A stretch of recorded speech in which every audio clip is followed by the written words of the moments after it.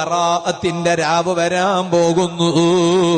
ഓ ഉമ്മമാരെ, ആ ബറാഅത്തിന്റെ രാവായാൽ ഹബീബായ സ്വല്ലല്ലാഹു അലൈഹി വസല്ലം തങ്ങൾ പറഞ്ഞില്ലേ, ഖൂമൂ ലൈലഹാ വസൂമൂ യൗമഹാ. അന്ന് രാത്രി നിങ്ങൾ ധാരാളം നിസ്കരിക്കൂ, പകല് നിങ്ങൾ നോമ്പ് നോൽക്കൂ. അന്നത്തെ രാവിലെ അല്ലാഹു തആല അടിമകളെ വിളിച്ചിട്ട് ആവശ്യപ്പെടുകയാണ്, അലാമിൻ മുസ്തർസിഖീൻ, എന്നോട് റിസ്ക് ആവശ്യപ്പെടുന്നവനുണ്ടോ? ഞാൻ അവന് റിസ്ക് നൽകാൻ തയ്യാറാണ്. എന്നോട് പൊറുക്കലിനെ ചോദിക്കുന്നവനുണ്ടോ?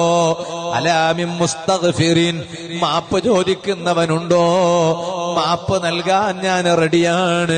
ഇതുപോലെ എന്നോട് പ്രയാസങ്ങൾ നീങ്ങിക്കിട്ടാൻ ദുആ ചെയ്യാൻ ഉള്ളവനുണ്ടോ? അവന്റെ പ്രയാസം നീക്കിത്തരാൻ ഞാൻ റെഡിയാണ്. ഇമാം ശാഫഈ റളിയല്ലാഹു അൻഹു ബറാഅത്തിന്റെ രാവ് ദുആക്ക് ഇജാബത്തുള്ള രാവാണ് എന്ന് പറഞ്ഞത് വെറുതെയല്ല. ആ രാവിൽ നന്നായി ദുആ ചെയ്യാൻ സമയം കണ്ടെത്തണോ?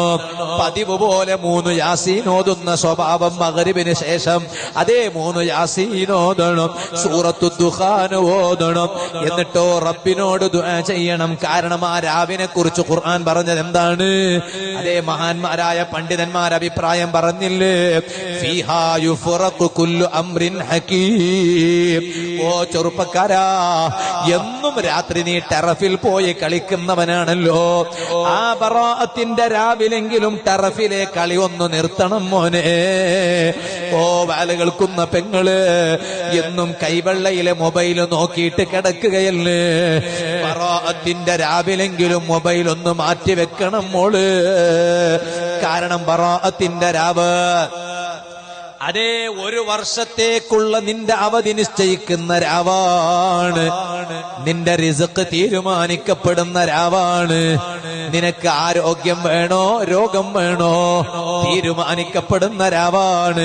അടുത്ത വർഷത്തിനിടയിൽ നീ മരിക്കണോ അല്ല അടുത്ത വർഷം വരെ ജീവിച്ചിരിക്കണോ തീരുമാനിക്കപ്പെടുന്ന രാവാണ്. അപ്പൊ പിന്നെ ലൈലത്തുൽ ഖദറിലാണോ ബറാഅത്തിന്റെ രാവിലാണോ? മഹാന്മാരായ പണ്ഡിതന്മാർ പറഞ്ഞു, ബറാഅത്തിന്റെ രാവിൽ തുടങ്ങും. ഇതെല്ലാം കണക്ക് എഴുതാൻ തുടങ്ങും. ആ തുടങ്ങിയിട്ടത് പൂർത്തിയായിട്ട് പിന്നീട് അത് മലക്കുകളെ ഏൽപ്പിക്കുന്നത് അത് ലൈലത്തുൽ ഖദറിലാണ്. അപ്പൊ 2 രാവിനും അതിൻ്റെതായ വിശേഷണങ്ങളുണ്ട്. അങ്ങനെയാണ് പണ്ഡിതന്മാർ അതിനെ ഏകോപിച്ചിട്ടുള്ളത്. ഇരിക്കട്ടെ, ഞാൻ അതിലേക്ക് കടക്കുന്നില്ല. ഇത്രയെല്ലാം മഹത്വമുള്ള രാവിൽ പോലും അല്ലാഹ് ചില വിഭാഗം ആളുകളെ തീരെ പരിഗണിക്കുകയില്ല. ഞാനും നിങ്ങളും നന്നായി ഭയക്കേണ്ടതാണ്. ബറാഅത്തിനോട് അടുത്ത് നിൽക്കുന്ന സമയത്താണ് ഞാനും നിങ്ങളും ഉള്ളത് കേട്ടോ. ചില വിഭാഗം ആളുകളിലേക്ക് അല്ലാഹു അന്ന് തീരെ നോക്കുകയില്ല. അതേ കൽബ് ഗോത്രത്തിലെ ആട്ടിൻ രോമങ്ങളുടെ എണ്ണം അനുസരിച്ചിട്ടുള്ള ആളുകളെ ബറാഅത്തിന്റെ രാവിൽ അല്ലാഹു തആല നരകത്തിൽ നിന്ന് മോചിപ്പിക്കുമെന്നാണ് ലോക നേതാവായ നബി സല്ലല്ലാഹു അലൈഹി വസല്ലം തങ്ങൾ പറഞ്ഞത്. അത്രയും നല്ല മഹത്വമേറിയ രാവിൽ പോലും അല്ലാഹു തആല ചില ആളുകളിലേക്ക് തീരെ നോക്കുകയില്ല. അവരാരാണ്? മാതാപിതാക്കളെ മനസ്സ് വേദനിപ്പിച്ചവനുണ്ടോ? കുടുംബ ബന്ധം മുറിച്ചവനുണ്ടോ? അതുപോലെയുള്ളവരിലേക്ക് അല്ലാഹു തആല അന്നും അവരിലേക്ക് നോക്കില്ല. അതുകൊണ്ട് ബറാഅത്തിന്റെ മുന്നോടിയായി എല്ലാ മക്കളോട് ഞാൻ പറയാണ്, ഓ ജീവിതത്തിൽ സ്വൽപ്പമെങ്കിലും ഉമ്മാനോട് പിണങ്ങിയവരുണ്ടാകും, ബാപ്പാനോട് പിണങ്ങിയവരുണ്ടാകും. ഉമ്മാനെ വേദനിപ്പിക്കണോന്നല്ല, ബാപ്പാനെ വേദനിപ്പിക്കണോന്നല്ല. ചിലപ്പോ ടെൻഷനായ സമയത്ത് ഉമ്മാനോട് ഒന്ന് ഉയർന്ന ശബ്ദത്തിൽ സംസാരിച്ചിട്ടുണ്ടാകും, ബാപ്പാക്കൊരു കുത്തുവാക്ക് പറഞ്ഞിട്ടുണ്ടാകും. അത് ഉമ്മാനോടുള്ള ബഹുമാനമില്ലാഞ്ഞിട്ടല്ല, ബാപ്പാനോടുള്ള ബഹുമാനമില്ലാഞ്ഞിട്ടല്ല. ചിലപ്പോ ടെൻഷൻ അങ്ങ് കൂടിയപ്പോൾ അതേ ഒച്ച വെച്ചിട്ട് ഉമ്മാനോട് ബഹളം വെച്ചിട്ട് സംസാരിച്ചിട്ടുണ്ടാകും. ബാപ്പാക്കൊരു കുത്തുവാക്ക് പറഞ്ഞിട്ടുണ്ടാകും. അതുകൊണ്ട് എല്ലാ മക്കളോടും ഞാൻ പറയാണ്, ബറാഅത്ത് വരാൻ പോവാണ്. ഈ വരുന്ന 2-ാം തീയതി പകൽ കഴിഞ്ഞിട്ടുള്ള രാത്രി. അതിനു മുമ്പ് തന്നെ ഉമ്മാന്റെ കൈ പിടിക്കണേ, ഉമ്മാനെ അടുത്തിരുത്തണോ. എന്റെ പെങ്ങന്മാരെ കേൾക്കുന്നുണ്ടല്ലോ, എന്റെ വാല കേൾക്കുന്ന പെങ്ങന്മാരോട് പറയട്ടെ, പലപ്പോഴും നീ കോളേജിലേക്ക് പഠിക്കാൻ പോകുമ്പോ നിന്റെ തലയൊന്ന് ശരിക്കും മറക്കാൻ വേണ്ടി ചിലപ്പോ ഉമ്മ നിന്നോട് പറഞ്ഞിട്ടുണ്ടാകും. അത് നിനക്ക് കിരികിരിയായിട്ട് തോന്നിയിട്ടുണ്ടാകും.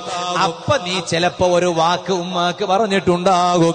എന്താണ് ഈ ഉമ്മ വല്ലാത്തൊരു കിരികിരിയല്ലേ, ഈ ഉമ്മ ഉണ്ടായത് കൊണ്ട് ഞാനങ്ങ് കുടുങ്ങിപ്പോയി എന്ന വാക്ക് പോലും ചിലപ്പോൾ ടെൻഷനായിട്ട് നീ പറഞ്ഞിട്ടുണ്ടാകും. അത് ഉമ്മാന്റെ മനസ്സിനെ വല്ലാതെ വേദനിപ്പിച്ചിട്ടുണ്ടാകും.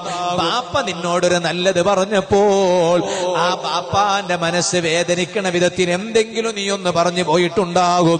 അത് ബാപ്പാനോടുള്ള ബഹുമാനമില്ലാഞ്ഞിട്ടല്ല മോള്, ഉമ്മാനോടുള്ള സ്നേഹമില്ലാഞ്ഞിട്ടല്ല.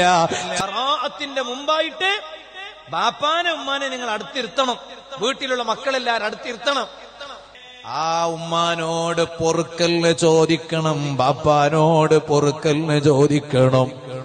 അതിന് ബറാഅത്തിന്റെ രാവ് ഉദിക്കാൻ നീട്ടിവെക്കണ്ട, നന്നായി ഉണരണം. കുടുംബ ബന്ധം കുടുംബത്തോട് പിണങ്ങിയവരാണോ ഒന്ന് പോയി യോജിപ്പിലാകണം. ഞാനിത് വെറുതെ പറയുകയല്ല. അങ്ങനെ നല്ലവരായി ജീവിച്ച് ഈ വരാൻ പോകുന്ന വിശുദ്ധ റമളാനിനെ വരവേൽക്കാൻ ഒരുങ്ങണേ.